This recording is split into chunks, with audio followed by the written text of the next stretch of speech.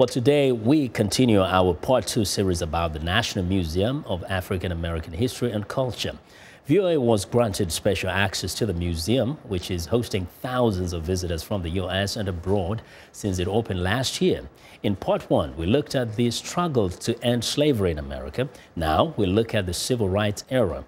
Africa 54's Hayde Adams Fitzpatrick takes us back in time. The museum honors the trials and triumphs of Americans of African descent.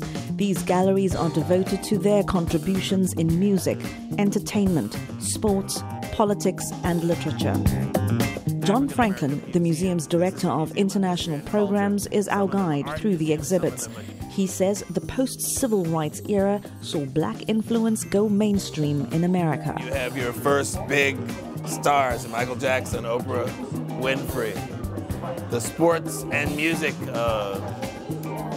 icons of the time, Jesse Jackson making his bid for president. America is the way it is in part because of these extraordinary contributions to the cultural history of the United States. But these accomplishments were shaped by the ongoing struggle for equality, tolerance, and freedom. After slavery was abolished, new forms of oppression took root here. Decades of intimidation, lynchings, and racial segregation.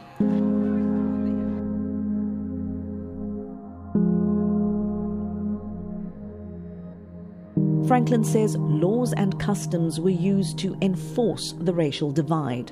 1869, this is after slavery now. Black children prohibited from attending Pittsburgh schools. So the laws are not just in the South, but in the North. Here is Georgia, restaurants. All persons licensed to conduct a restaurant shall serve either white people exclusively or colored people exclusively, and shall not sell to the two races within the same room or serve the two races anywhere under the same license. An interactive exhibit highlights the courage of black college students who challenged these laws by daring to sit at whites-only lunch counters in Greensboro, North Carolina. The display inside the table asks visitors what they do at different chapters of the civil rights movement.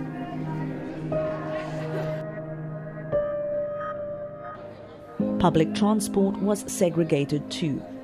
Here, a railway car gives visitors the unsettling experience of stepping inside and into America's segregated past. The 1963 March on Washington, led by Martin Luther King Jr., is a key moment in the civil rights movement, leading to the repeal of segregation and enforcement of laws guaranteeing black Americans the right to vote. Franklin walks us through the era following King's death. King has been assassinated. This is the march honoring him and commemorating him. This is his funeral. This is his picture of his widow, Coretta King, on the cover of Life magazine. The struggle for black empowerment took on a new dimension with the Black Power movement, a call for African Americans to unite, recognize their identity, and determine their own future. Black power takes many forms. The most notable form is in the political arena, African Americans being elected and have the opportunity to represent their constituents at many different levels, including in Congress. Black power is also economic power. And that movement increasingly became part of a global push for black liberation, supporting South Africa's anti-apartheid struggle and calls for the release of Nelson Mandela from prison. Across the nation, we demonstrated at South African embassies and South African consulates for his freedom. And I can remember the day we waited to see him released from prison and come here as a leader. From Africa to the United States, the long walk to freedom and its many complexities is told here. For many, at home and abroad, the ascendancy of a black man to the pinnacle of American power is testament to centuries of sacrifice and achievement. We will support democracy from Asia to Africa, from the Americas to the Middle East, because our interests and our conscience compel us to act on behalf of those who long for freedom. This museum packs in more than 500 years of history.